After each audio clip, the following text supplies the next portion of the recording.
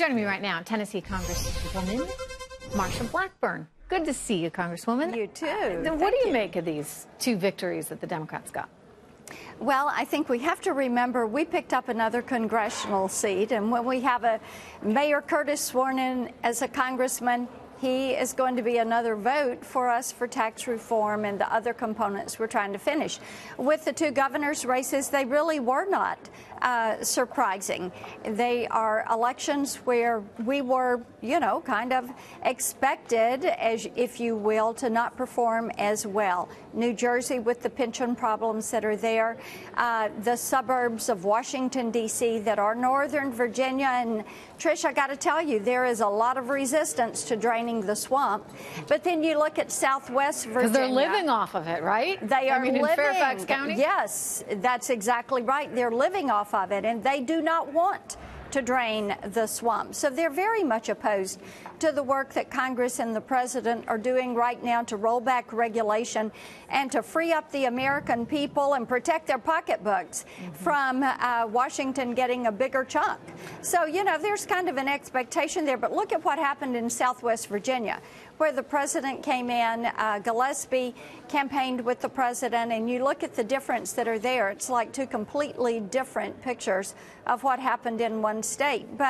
And looking historically... Did he make a mistake? I mean, Gillespie, that is, in that he never fully embraced the President and his agenda. He kind of tried to have it both ways a little bit. And I don't know if in this political age that's quite possible. What's your take? I'm not going to Monday morning quarterback this, but I will tell you that I've always been well served by looking at my constituents and saying, you may not always agree with me, but you are always going to know where I stand on an issue. Good. And that serves you well. And I think people respect that. Good. Yeah. No, I agree with you. And I think that this is the challenge sometimes that politicians have, especially in the age of Trump. You look at Sandra Ayotte in New Hampshire, for example, and she sort of vacillated between really liking Trump and then not liking Trump. And that Tricia, was problematic for her in her campaign. That's right. And here's the thing. The American people like the agenda of Donald Trump. They like the fact that the stock market is up, that they are seeing jobs growth, that they are seeing wages increase. They appreciate this. They are happy to see that vitality. They are so pleased that their employers are hanging out. We're hiring signs, and it allows them to work more, to do more, and to be able to provide more for their families. They're excited about tax relief and sending less to the federal government and keeping more in their pockets. And the goal is to let everybody keep more of their money and send less to the government. That is what tax relief is all about.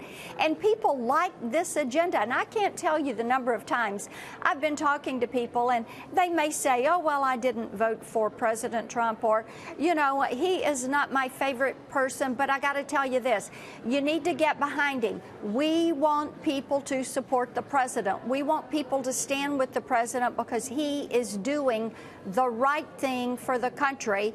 And they want us to pull the plug on every corner of the swamp. They are sick of this. They're sick of Washington running their lives.